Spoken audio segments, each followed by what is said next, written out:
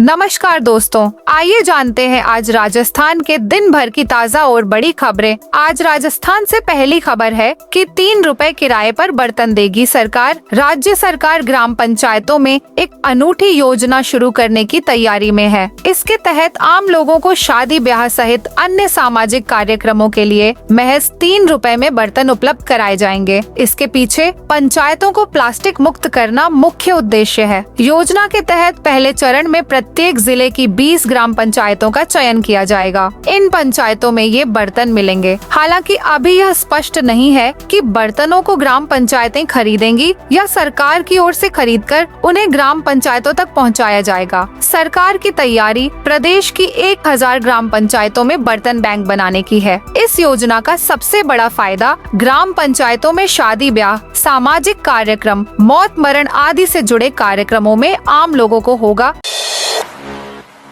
बीकानेर, सीकर सहित 5 जिलों में बरसात। राजस्थान में कमजोर पश्चिमी विक्षोभ के सक्रिय होने से बुधवार रात को बीकानेर, उदयपुर, झुंझुनू, सीकर, दौसा जिले में बारिश हुई। सीकर में आज गुरुवार सुबह करीब 6:30 बजे भी कुछ देर के लिए बरसात हुई। जयपुर, नागौर, भीलवाड़ा में गुरुवार सुबह बादल छाए थे। कभी धूप कभी छांव की स्थिति बनी हुई है। मौसम विज्ञान केंद्र जयपुर ने गुरुवार को भरतपुर, जयपुर और अजमेर संभाग में दोपहर बाद आंधी चलने, बादल छाने और कहीं कहीं हल्की बारिश होने की संभावना जताई है। दूसरी ओर बाड़मेर और जैसलमेर जिले में हीट वेव चलने का रेड अलर्ट जारी किया है। 10वीं गणित में स्टूडेंट्स को मिलेगी रीचेकिंग की सुविधा। राजस्थान माध्यमिक शिक्षा बोर्ड (RBSE) परीक्षा परिणाम से असंतुष्ट 10वीं के स्टूडेंट्स को रीचेकिंग की सुविधा देने की तैयारी कर रहा है। हालांकि ये सुविधा केवल गणित के सब्जेक्ट के लिए होगी। बोर्ड ने इसे पायलट प्रोजेक्ट के तौर पर शुरू किया है। स्टूडेंट्स के रेस्पॉन्स के बाद यह तय होगा कि इसे अगले सत्र में भी रखा जाए या नहीं। वहीं दूसरे विषयों में भी रीचेकिंग लागू की जाए या नहीं, ये निर्णय भी इसी पायलट प्रोजेक्ट के रिजल्ट पर आधारित होगा। हालांकि रीचेकिंग की सुविधा को लेकर कोई आधिकारिक निर्देश जारी नहीं हुए हैं। रणथंभौर में 7 साल के बच्चे को टाइगर ने मार डाला। सवाई माधोपुर के रणथंभौर में एक टाइगर ने 7 साल के बच्चे को मार डाला। बच्चा की अपनी दादी के साथ त्रिनेत्र गणेश के दर्शन कर लौट रहा था। इस दौरान अचानक जंगल से एक टाइगर आया और बच्चे को मुंह में दबोच कर ले गया। टाइगर जंगल में काफी देर तक बच्चे की गर्दन पर पंजा रखकर बैठा रहा। टाइगर के हमले की घटना से पूरे इलाके में हड़कंप मच गया। लोगों ने पैदल पहुंचकर घटना की जानकारी गणेश धाम चौकी पर दी। सूचना मिलने के बाद वन विभाग के अधिकारी मौके पर पहुंचे और त्रिनेत्र गणेश मंदिर जाने वाले सभी रास्ते बंद कर दिए गए हैं। अमराई वन क्षेत्र में बाघ ने बच्चे पर हमला किया।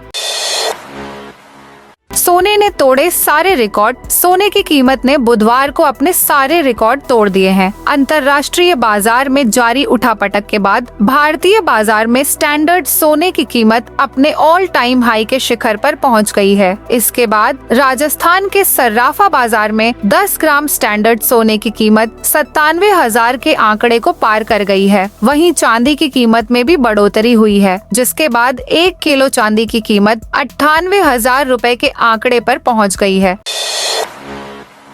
स्कूलों में छात्रों की उपस्थिति मोबाइल में होगी। राजस्थान के सरकारी स्कूलों में अब विद्यार्थियों की उपस्थिति मोबाइल ऐप के माध्यम से ऑनलाइन दर्ज की जाएगी। मुख्यमंत्री शिक्षित राजस्थान अभियान के तहत इस व्यवस्था को पूरे राज्य में लागू किया गया है। इसके लिए शिक्षकों को अपनी स्टाफ आईडी से लॉगिन कर शिक्षक ऐप में अपनी कक्षा का चयन करना होगा और वहां दिख रही विद्यार्थियों की सूची में से केवल अनुपस्थित छात्रों को चिन्हित करना होगा।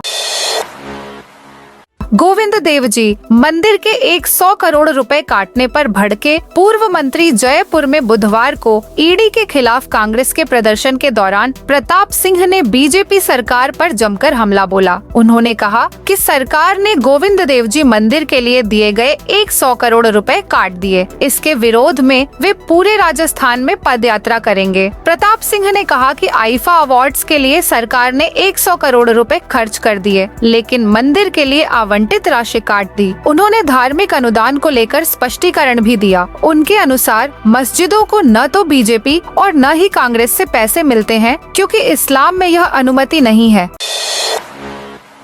हनुमानगढ़ कलेक्ट्रेट को बम से उड़ाने की धमकी। हनुमानगढ़ जिले के कलेक्ट्रेट भवन को बम से उड़ाने की धमकी भरा ईमेल मिलने के बाद जिला प्रशासन और पुलिस महकमे में हड़कंप मच गया। मंगलवार सुबह जब यह ईमेल जिला प्रशासन को प्राप्त हुआ तो तुरंत वरिष्ठ अधिकारियों को सूचित किया गया। मामले की गंभीरता को देखते हुए अतिरिक्त पुलिस अधीक्षक जनेश तंवर के नेतृत्व में भारी पुलिस बल मौके पर पहुंचा। जंक्शन थाना प्रभारी लक्ष्मण सिंह, टाउन थाना प्रभारी सुभाष कछावा सहित जिले के कई थानों का जाब्ता तत्काल कलेक्ट्रेट परिसर में पहुंचा। पुलिस के साथ डिस्ट्रिक्ट स्पेशल ब्रांच, डीएसबी और खुफिया एजेंसियों की टीमों ने भी परिसर की गहन तलाशी ली।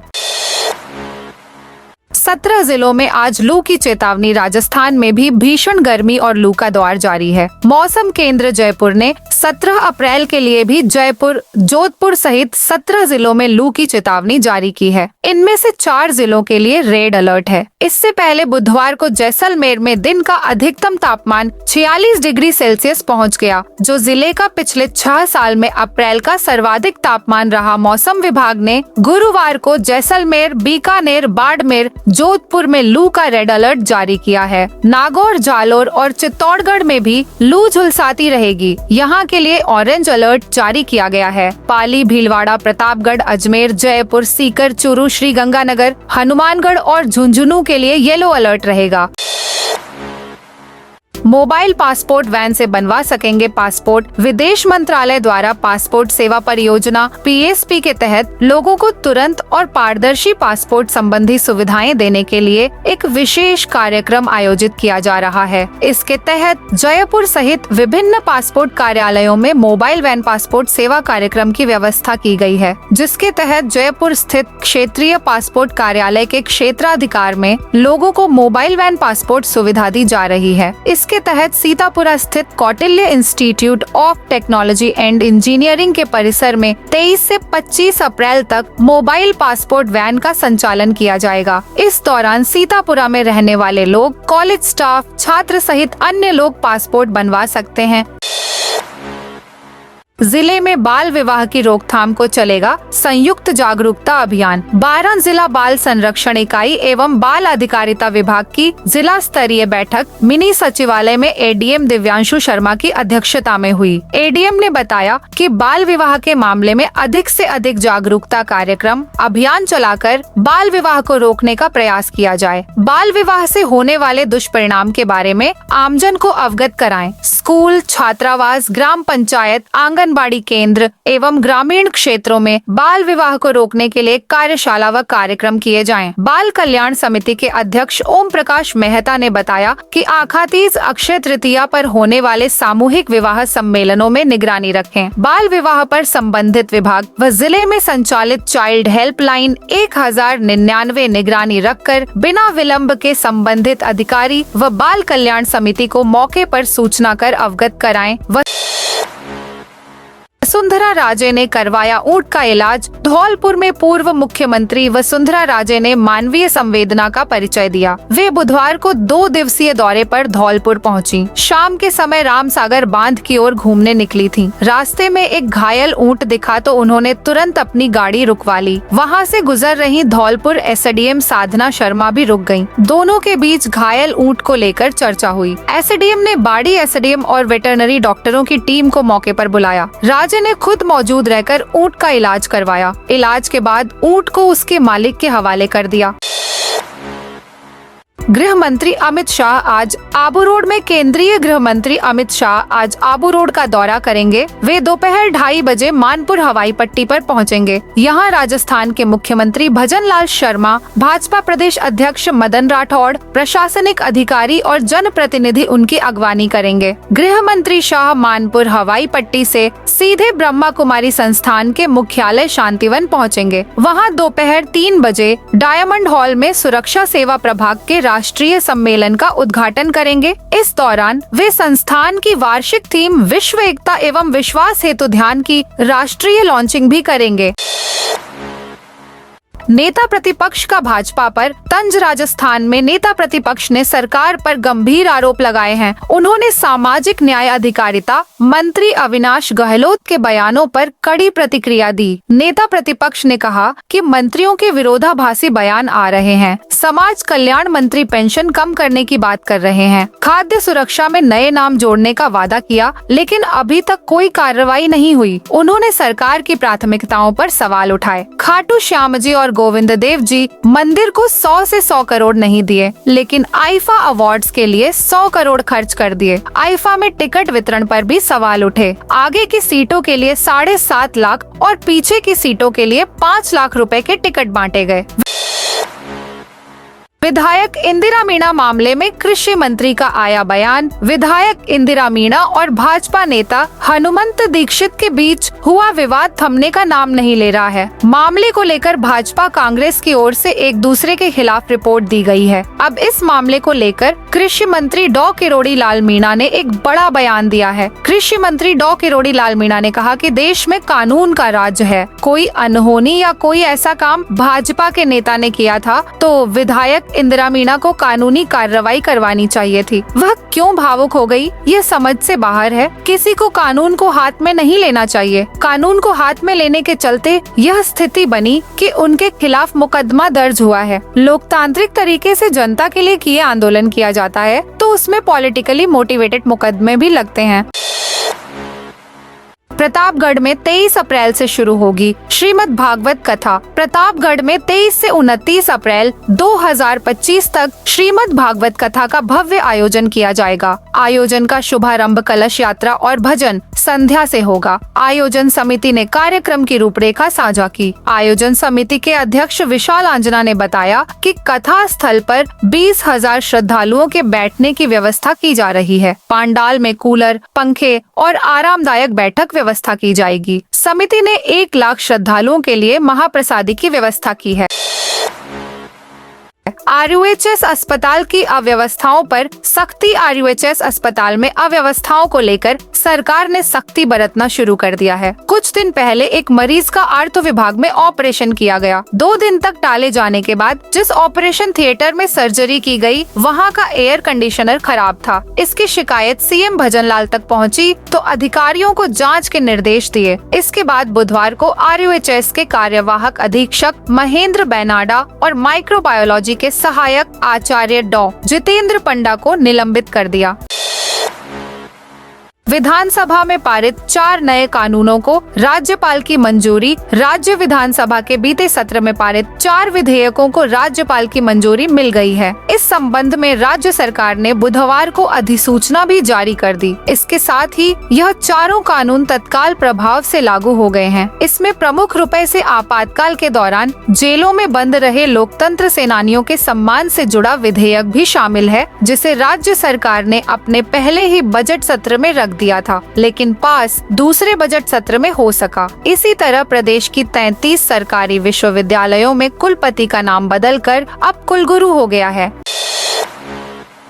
उप मुख्यमंत्री दिया कुमारी ने पर्यटन भवन में अधिकारियों की मीटिंग ली। उप मुख्यमंत्री दिया कुमारी ने राजस्थान धरोहर प्राधिकरण के अध्यक्ष ओंकार सिंह लखावत की मौजूदगी में बुधवार को पर्यटन भवन में अधिकारियों की मीटिंग ली। डिप्टी CM ने बीकानेर, जोधपुर, जैसलमेर, चित्तौड़गढ़, अलवर, भरतपुर, माउंट आबू और आहड़ के संग्रहालयों के संरक्षण के लिए विकास कराया जाए। दिया कुमारी ने कहा कि संग्रहालयों में बेशकीमती कलाकृतियां हैं, इनका संरक्षण अत्यंत आवश्यक है। उन्होंने इस हेतु कलाकृतियों का डिजिटल डेटा तैयार किए जाने के निर्देश दिए। इसके साथ ही उन्होंने संग्रहालयों में कैमरे लगाने के निर्देश दिए। दिया कुमारी ने राजस्थान धरोहर प्राधिकरण द्वारा विशेषज्ञों की टीम बनाकर उनकी राय के आधार पर संग्रहालय संरक्षण के विकास कार्य कराने के निर्देश दिए। उन्होंने यह भी निर्देश दिए कि बिना सोचे समझे अव्यवहारिक रेनोवेशन नहीं किया जाना चाहिए। भीलवाड़ा में बजरी माफियाओं पर पुलिस का शिकंजा। निर्देशन में लगातार जिले की थाना पुलिस कार्रवाई कर अवैध बजरी खनन और परिवहन करने वालों के विरुद्ध कार्रवाई को अंजाम दे रही है। इसी के तहत मंगरूप थाना पुलिस ने 3 अलग अलग मामले दर्ज कर एक व्यक्ति को गिरफ्तार किया है। पुलिस ने अवैध बजरी खनन और परिवहन में शामिल बजरी से भर 2 ट्रैक्टर ट्रॉली भी जब्त की। मंगरूप थाना प्रभारी विजय मीणा ने बताया कि अवैध बजरी खनन परिवहन पर डीएसपी श्याम सुंदर के निर्देशन में अवैध बजरी परिवहन खनन की रोकथाम के लिए टीमों का गठन किया। डोटासरा बोले, हमें बीजेपी नेताओं को जेल भेजना चाहिए था। कांग्रेस प्रदेशाध्यक्ष गोविंद सिंह डोटासरा ने बुधवार को केंद्र और राज्य की बीजेपी सरकार पर निशाना साधा। डोटासरा ने कहा, कांग्रेस मुक्त भारत की बात करने वाले पीएम नरेंद्र मोदी जब कामयाब नहीं हुए तो गांधी परिवार पर झूठे केस करके असली मुद्दों से ध्यान हटा रहे हैं। कांग्रेस ने बुधवार को ईडी ऑफिस के सामने सोनिया गांधी और राहुल गांधी पर ईडी की कार्रवाई के खिलाफ विरोध प्रदर्शन किया था। इस दौरान डोटासरा ने कहा, हमने ईमानदारी और गांधीवादी तरीके से सरकार चलाई। कुछ बीजेपी नेता जिनके खिलाफ मुकदमे थे उनको हमने अंदर नहीं किया।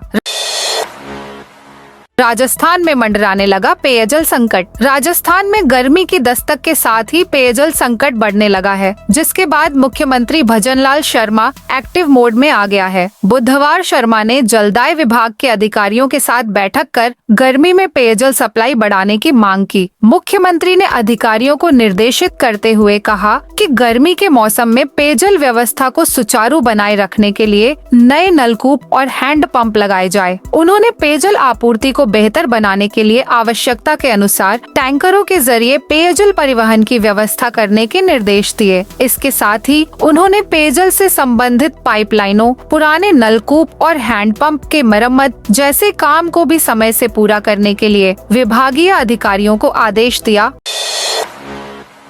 मध्य प्रदेश में जैन संतों से मारपीट का विरोध। मध्य प्रदेश के सिंगोली के पास हनुमान जी मंदिर में रात्रि विश्राम के लिए ठहरे जैन संतों के साथ कुछ असामाजिक तत्वों द्वारा मारपीट की घटना को राजस्थान के जालोर में भी रोष दिखाई दिया। जैन समाज के लोगों ने आरोपियों पर कठोर कार्यवाही की मांग को लेकर मुख्यमंत्री के नाम जालोर कलेक्टर को ज्ञापन सौंपा। जैन समाज के धर्मेंद्र जैन ने बताया कि मध्य प्रदेश में जैन समाज के संतों के साथ मारपीट की गई, जो निंदनीय है, जबकि जैन साधु साध्वी अपने पास किसी भी प्रकार का कैश नहीं रखते हैं। वे भोजन भी शाकाहार और घरों से मांग कर करते हैं। ऐसे में उनसे मारपीट करने वालों पर कठोर कार्रवाई होनी चाहिए। उन्होंने कहा कि यह घटना न केवल समाज की शांति और अहिंसा के सिद्धांतों के खिलाफ है, बल्कि मानवीय मूल्यों का भी अपमान है। जैन धर्म हमें दया, करुणा, सहिष्णुता और सम्मान सिखाता है और इस तरह की हिंसक घटनाएं हमारे आदर्शों को ठेस और पीड़ा पहुंचाती है।